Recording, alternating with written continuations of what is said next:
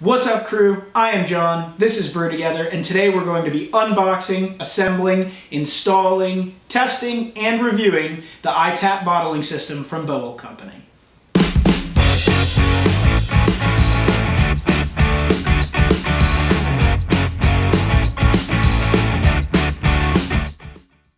Full disclosure, guys, Boel Company did send us a free unit of the iTap system so that we could test it out and give you our honest feedback.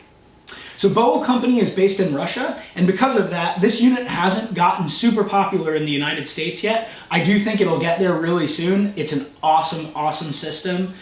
So if you're interested in getting one, contact your favorite online retailer for homebrew supply or your local homebrew supply store and see if they carry the iTap system. If they don't and they'd like to talk to us about our experience with it, they're more than welcome to contact us on BrewTogether or at john@brewtogether.com. I'm happy to share any feedback I have, and I'm sure the guys over at Boel Company would be happy to answer their questions as well. They have awesome customer service. They're really great about answering questions. So if you're interested in getting one, definitely work with your favorite retailer. So let's get this open and see what we've got. All right.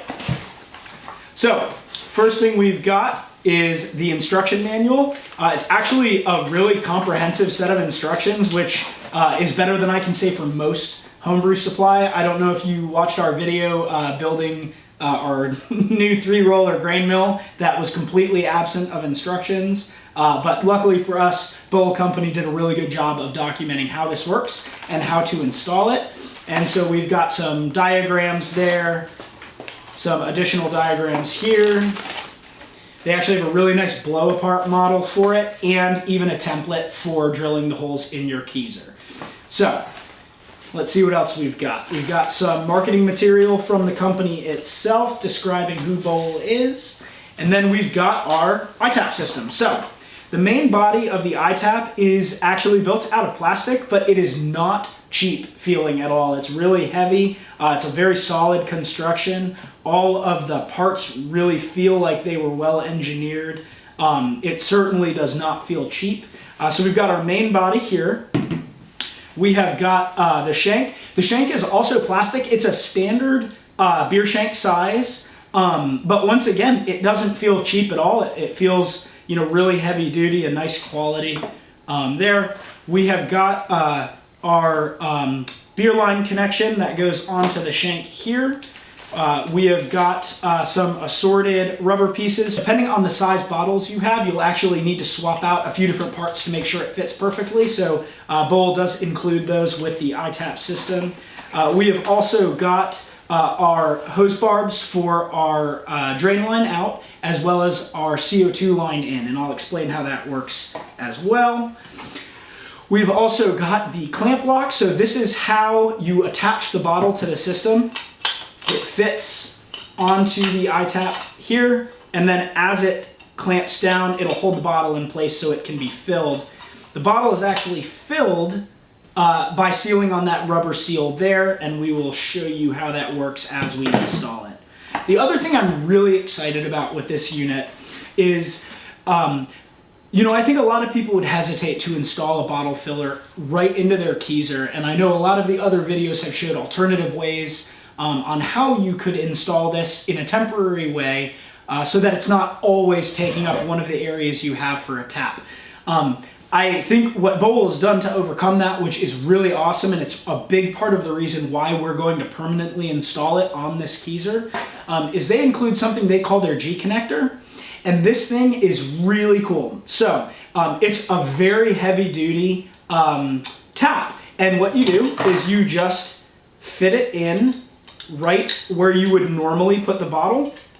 And then it will actually clamp down on this and seal, and then you have just a flow control beer tap. So I'm going to install this permanently in place of one of my taps, and when I don't want to use it for bottling, I will just keep this connector installed so that I can fill glasses, growlers, and anything else I want to. So that's what you get in the box. Let's get this thing installed.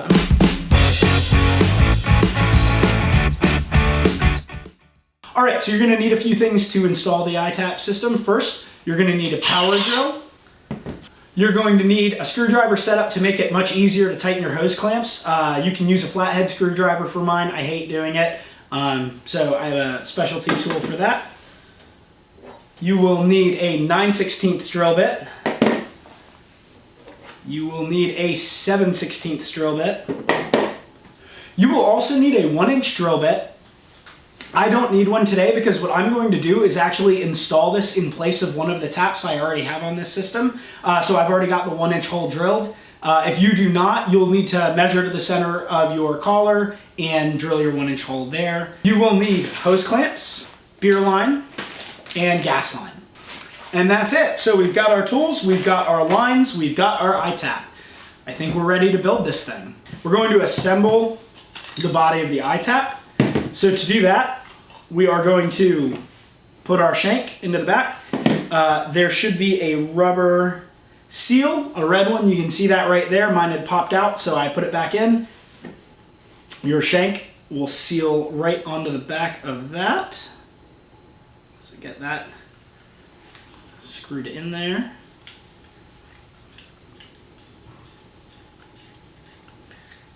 Okay. We're going to remove this for now because we're going to have to use this to tighten the shank onto our keezer collar. So we'll unscrew that. Okay. We're going to install our barb on our CO2 inline. So that's the one that's behind this red button. You'll have a small O-ring on the back. Make sure you have that there so that you don't start leaking gas. Or not gas, but CO2. Tighten that down. All right. Similarly, we're going to make sure we have our O-ring on the back of our hose barb for our drain line, which is the side that has this wing nut on it. So go ahead and screw that in as well. All right, and we are ready to go. So as you can see, that was a really long, arduous process. No, just kidding. Assembly is very easy with this system, so don't stress it too much. So next thing, we are going to remove one of our taps from our keezer and then get going on installing this thing.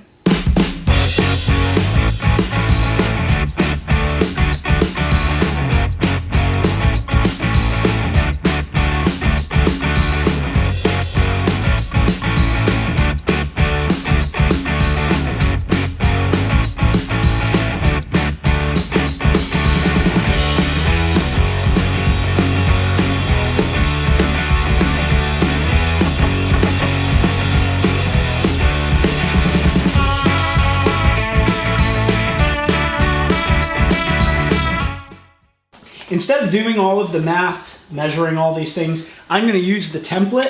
I am going to make sure I have it square, but don't stress this too much because you're just running your tubing through this. You've got some wiggle room, so you really don't need to be too obsessive with this other than that you want it to look nice.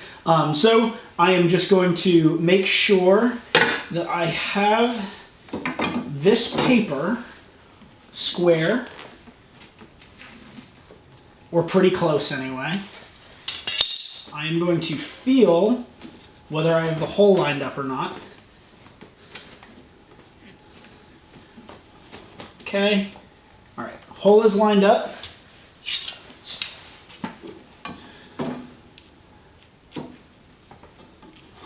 Square the edge of the paper. That is pretty close, close enough. All right, I'm going to mark the center of both holes by just pressing in so that there's a point there and there. Just real quick before we actually drill these holes, just visually, I'm gonna look and see, do they line up? In my opinion, the answer to that is yes, they do. So I think we're good. So we are gonna go ahead and drill a hole here and here for our 2 lines. I'm going to use a smaller drill bit to drill some pilot holes. So we will do that next.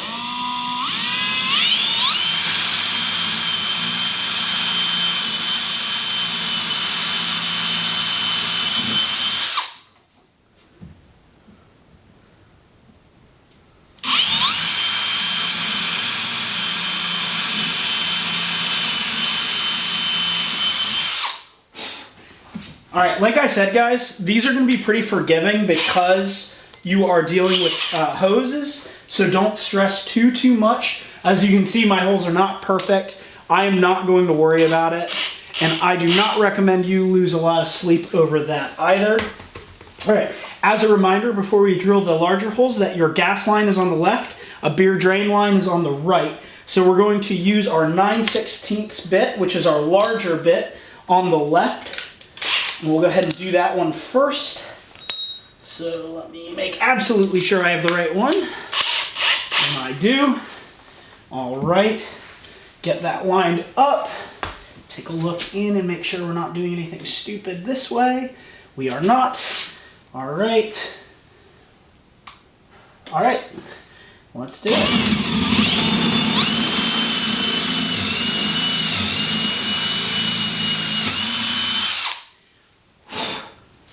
Okay. Switching bits. All right, now we'll do our 7/16 for our drain line.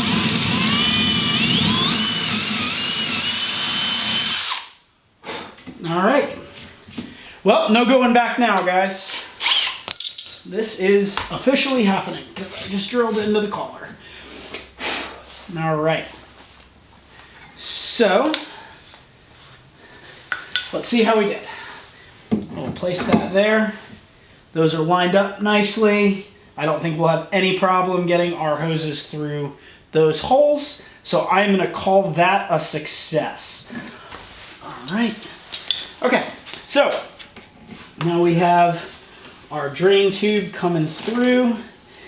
And I want this to be just long enough that I can snake it down, hopefully without it being all over the place, into this cup right here.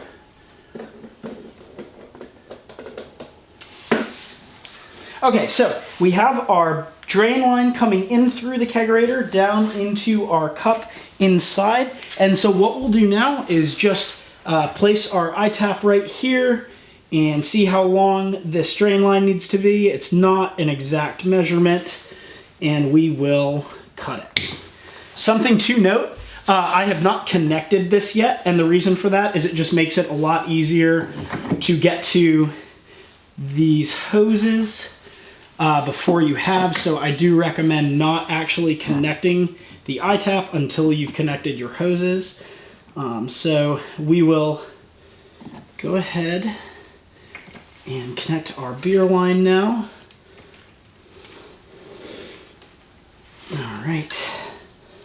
All right. Let's go ahead and clamp this down. So, all right, nice and tight. Slides right through. Looks good. We have this silicone gas tubing that we are going to use to run the CO2 line to the iTap system. So we are just going to grab one of our handy hose clamps, pop that over the side here, go ahead and attach that, and tighten.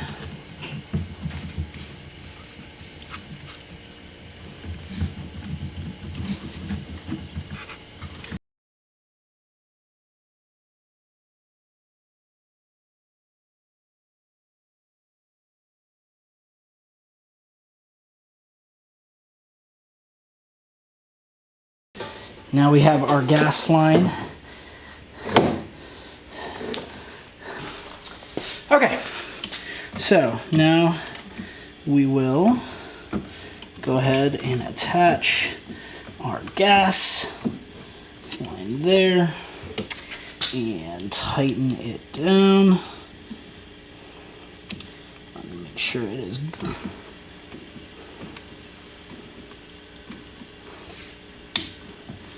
All right. So now we can pull these guys back in a little. All right. Okay, so one area I did run into trouble. My Keyser collar is thicker than a normal Keyser collar, and so because of that, I wasn't able to get the locking nut and the piece that connects the barb both onto the shank. It was a little too short. So I tried a few different things. What ended up working the best was just a little plastic spacer disc I had. I honestly couldn't even tell you what it went to, but it was wide enough that I was able to just tighten the shank down using the connector that holds the hose barb on. So probably not the perfect way to do it, but good enough. I don't think it's gonna have trouble holding it on. I'll probably ultimately take this apart and drill a little bit bigger of an opening in the back here of my collar to install this quote-unquote correctly. But I think this will work fine for now, and knowing me, I actually probably won't ever come back and do it the right way. Yeah. Yep, so that holds it plenty tight. It's nice and firm here. So we are gonna call that our solution. So our last thing to do now is to connect our beer line from our keg into the back of the shank here. So we'll just fit it right on. All right, get that right there. And we will tighten it down.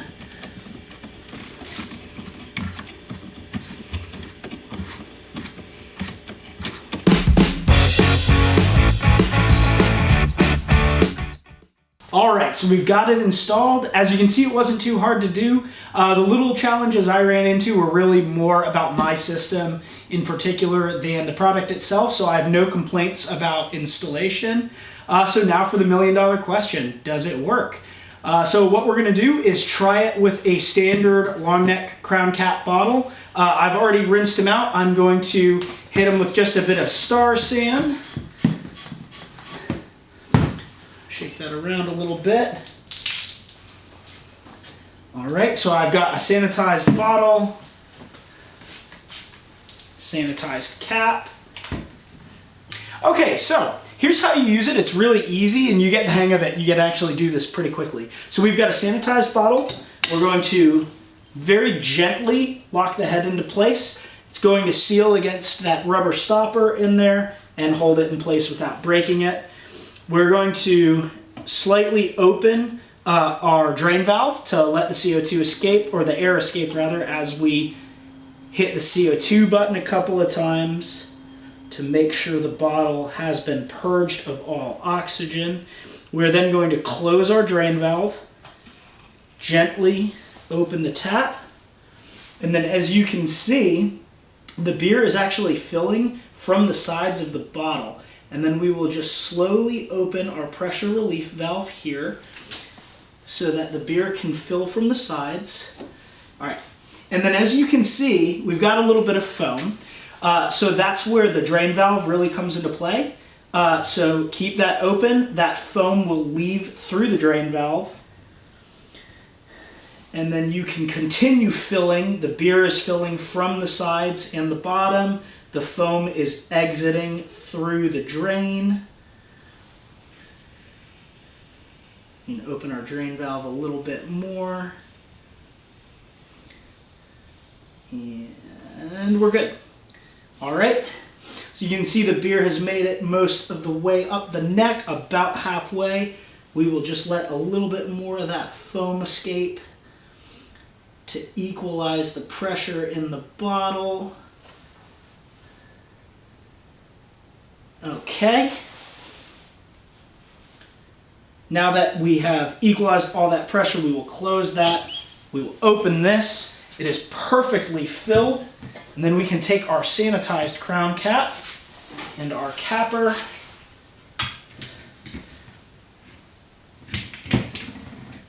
So there you have it, guys. It's really easy to use. It works like a charm. This is pretty much a perfectly filled bottle. I am really excited about what this system lets you do. You can really easily start bottling your beer now to give to friends, which is kind of one of the things you give up when you move to kegging from bottling. So I'm really excited about that. I'm also really excited about using this for homebrew competitions. I think the overall quality of the beer will be a little bit higher without trying to bottle condition it. Not for every style, but for the styles I tend to brew, I think I'm going to be better off doing it this way. And to be honest, it's just really, really cool. We have the G connector here. So not only are we able to fill bottles off of our iTap, but now we can also fill a pint glass. So it's extremely easy to use. Just make sure it's closed. Twist it like a bottle right into your iTap. Make sure you have a good seal and operate it like you would any normal tap. Works like a champ. And I don't think I could be much happier with this system.